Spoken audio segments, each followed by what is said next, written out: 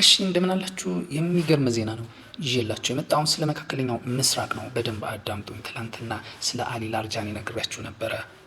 በኢራን ዘ ሚድልማን ዘ ብሪጅ የሚባል ሰው ነበረ።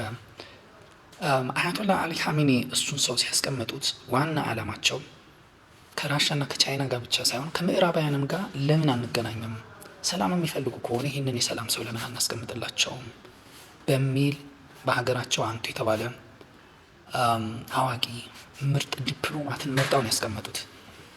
እንግዲህ ከነ አሜሪካ ጋር በኦማን አማካኝነት በጓሮ በር ይናገራል። ሪጅም ቼንጅ የሚለውን የጦርነት ግባችንን ያሰናክላል በሚል ነው እስራኤሎች የገደሉት። ሁለተኛ የሚቀምራቸው ቀመሮች የትግል ቀመሮች አይሳደም ምን አይል ሰላማዊ በሆነ መንገድ አውሮፓውያንን አሸፍቶብናል። ከፈረንሳይ ከጣሊያን ከጀርመን ከምናምን ጋር የሚያደርጋቸው ንግግሮች መጥፎ ቃል ሳይጠቀም ሰላማዊ በሆነ ነገር እያሸፈተብን ከአሜሪካና ከእስራኤል ጋር መቆም ሲገባቸው እንዳይቆሙ አድርገዋል በሚል ጠላታችን ነው በሚል ነው የገደሉት። እንግዲህ አሁን ያ ሰው የለም፣ እንደዛ አይነትም ሰው አልመጣም። በሱ ቦታ ዛሬ የተተካው ዶክተር ሰይድ ጃሊ የሚባል ሰው ነው። እንግዲህ የሱፕሪም ካውንስሉ ጸሐፊ ነው። ሱፕሪም ናሽናል ካውንስል ሴክሬታሪ ነው የሚባለው መሰለኝ እንትኑ ስሙ። የእሱ ጸሐፊ ነው። እሱ ማለት ሱፕሪም ሊደሩ የሆነ ፖሊሲ ማለት ዲሳይድ ያደርጋል። የሆነ የሚቀርብለትን ፖሊሲ ወይም የሚያወጣው ፖሊሲ አለ። ይህንን ነው መከተል ያለብን ብሎ ይወሰናል። ያንን ፖሊሲ የሚያስፈጽም ነው የሚያስፈጽም ወደ ወታደሩ የሚያወርድ ከጀነራሎቹ ጋር የሚናገረው ይሄ አሊ ላርጃኒ ነበር መጀመሪያ። አሁን ሰይድ ጃሊ ይሆናል ማለት ነው። እሱ ብቻ ሳይሆን ፖሊሲ ሜከር ነው። ፖሊሲ ሜከር ከሱፕሪም ሊደሩ ጋር ቁጭ ብሎ ይሄን ማድረግ አለብን ይሄን ማድረግ አለብን ብሎ አቅጣጫው ግልጽ ነው። አሁን የፖለቲካ ፍላጎቱ ምን እንደሆነ ይታወቃል። ሰይድ ጃሊ ማለት ምን አይነት ሰው ነው? ጦርነት ነው ነገር ሁሉ የሚፈታው። አሜሪካ ሎጂክ አታውቅም። አሜሪካ አትቀበልም። በውይይት አታምንም። በጉልበት ነው የምታምነው። ሶ መጠናከር መስራትም ያለብን በጉልበት ነው። ልናነጋግራት የሚገባው በጉልበት ነው።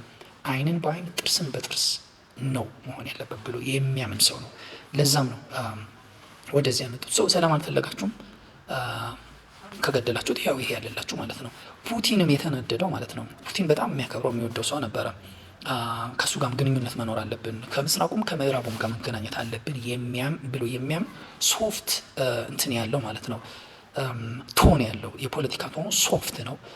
ዲፕሎማት ነው ያልኳችሁ። በጣም የሚገርም ሰው ነበረ። ፑቲን ለምዕራባውያን የሰጠው አሊ ኻሜኒ ብቻ ሳይሆን ፑቲንም ለነሱ የሰጠው ስጦታ ነበረ። እስቲ በዚህ ሰው በኩል ተነጋገሩ፣ እስቲ ዝም ብላችሁ ጦርነት አትክፈቱ፣ እስቲ ይሄ ውጊያ አቁሙ ብሎ ማለት ነው። በደንብ ከሱ ጋር አይናገር እንደነበረ እየወጡ ካሉ ዘገባዎች ማየት ይቻላል። እሱ ሞተ ሲባል ፑቲን ምን አደረገ የሚለው ነገር ነው።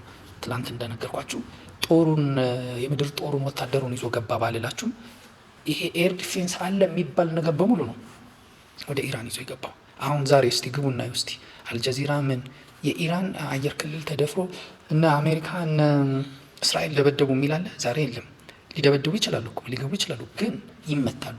አንቲ ስቲልስ የሚባሉት ይሄ የማይታዩ ቢቱ ቦምብ F-35 እና ይሄ በአይን የማይታዩ ይሄ የኢራን ድሮንን አሻሽለው የማይታይ አድርገው በኤአይ ቀምረው ሰርተውታል። በሱ ጭምር ነው ሲማቱ የነበረው አሜሪካና እስራኤል። እሱን ሁሉ የሚያሳይ ግልጥልጥ አድርጎ ራዳር ውስጥ የሚያስገባ ሊያስመታቸው የሚችል ቴክኖሎጂ ነው ወደ ኢራን ይዞ የገባው። ስለዚህ አሁን አሜሪካና እስራኤል እንደፈለጉ እንደባለፈው ከአሊ ላርጃኒ ከመሞቱ በፊት እንደነበረው አይነት እንደፈለጉ በኢራን ሰማይ ላይ ትርኢት ማሳየት በቃ መፎለል አይችሉም።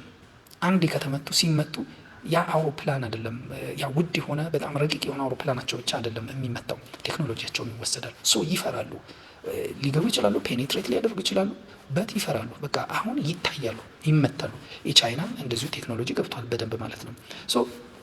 ብዙ ነገር አለ ሌላችሁ ነው። እና የሰይድ መምጣት ምን ይዞ መጣ ካላችሁ ማታ የነበረውን አሜሪካ እንትና እስራኤል የኢራን ትልቁ የጋዝ ሪፋይነሪ መታች። ስትመታ ለማስቆጣት ነው የመታችው፣ ኢራንን ለማበሳጨት እና ተናዳ የገልፎችን የጋዝ ሪፋይነሪ እንድትመታ ነው መታች። መምታቷ ትክክል ነው።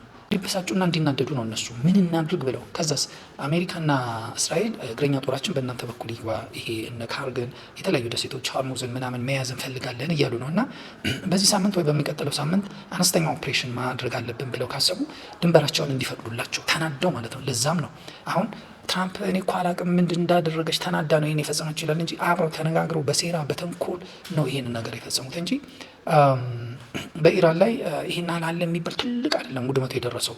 በኳተር ላይ ደረሰው ያህል አልደረሰም፣ አነስተኛ ነው የደረሰው። ግን ለማስቆጣት በቃ ኩዌትን ለማበሳጨትና በዛ በኩል ድንበራቸው እንዲሰጡ ይመስላል። እና ምን አለ ለማንኛውም ሰይድ በኢራን ውስጥ የደረሱ ጥቃቶች፣ ውድመቶች፣ ከሰር ነው ኪሳራ ለስነ ልቦና ጉዳታቸው በሙሉ ትከፍላላችሁ አላቸው። ለማ ለዩናይትድ አረብ ኤምሬት፣ ኳታር እና ኩዌት ማለት ነው። በቃል በሚዲያ አይደለም ያለው፣ ደብዳቤ ጽፎ እያንዳንዳቸው ስም ለዩናይትድ ኔሽን አስገባ። ይሄ ለዩናይትድ ኔሽን ማስገባ ማለት በጣም አደገኛ የሆነ ክስ ነው። ከአሁን በኋላ ሌጂቲሜት ታርጌቶቻችን ናቸው ማለት ነው። በቃ ስንመታቸው በቃ የጦርነቱ አካል ስለሆኑ ነው። በቃ ሙሉ ለሙሉ የጦርነቱ ሜዳ ናቸው ማለት ነው። እና ይህንን ነገር ስታዩ ምን ያህል ከአሁኑ ጡንቻው ከባድ እንደሆነ ሰይድ ያሳያል። አሊ ላርጃኒ እንዲህ አይልም ነበረ። ሜቢ ከመቱን እንመታቸዋለን ነበረ። አሁን ግን ሰይድ እያለ ያለው ምንድን ነው? እዳችሁም ጠላችሁም ፈቅዳችሁ ከሰጣችሁ እዳችሁን ትከፍላላችሁ፣ ካልፈቀዳችሁ ግን ወይ ምርጥ ሚሳይል ወይ ኒውክለር ሲኖረን አስገድድን አፍንጫችሁን ይዘን ዛሬ በእናንተ ምክንያት የደረሰብንን ኪሳራ ከእናንተ እናወራርዳለን ማለት ነው። ይሄ በጣም ከባድ ነው። ኢንቨስተር አያገኙም ካሁን በኋላ ገልፍ ኔሽኖች ማለት ነው። ምክንያቱም የኢራን ክስ እነሱን በጣም ትራውማ ውስጥ ይከታቸዋል። ማለት እዛ ማለ ነዋያችን ብናፈስ ሀሴታችን እዛ ላይ ብናደርግ ጥቃት ያደረግሽው አንቺ ነሽ፣ ለዚህ ክፍያ እየተባለች ነው፣ የእኛን ንብረት ቢወስድብንስ እያለ ይጨነቃል። ወደዛ የመግባቱ ነገር በቃ ቶክሲክ ነው የሆነው ማለት ነው። እዛ አካባቢ ኢንቨስት ማድረግ በጣም አደጋ ነው የሚል ቴራር ነው የለቀባቸው ይህ ክስ ማለት ነው። እና ዞሮ ዞሮ የምታዩት ምንድን ነው? ሜቢ በሚቀጥሉት 2-3 ቀናት አሁን ባልኳችሁ መሰረት ሊያስገቡ ይችላሉ ጦር ከእስራኤል ጋር ተባብረው ወይ በኢራቅ በኩልም አድርገው ሊገቡ ይችላሉ፣ ላይገቡም ይችላሉ። ግን አሁን እየተደረገ ያለው ዙሪያ ጥምጥም ግን እግረኛ ጦር በትንሹም ቢሆን ለማስገባት ይመስላል። እናወራለን። @imap11 ብላችሁ ሰብስክራይብ አድርጉኝ ዩቲዩብ ላይ ወይንም እዚህ ላይ ሊንክ አለ።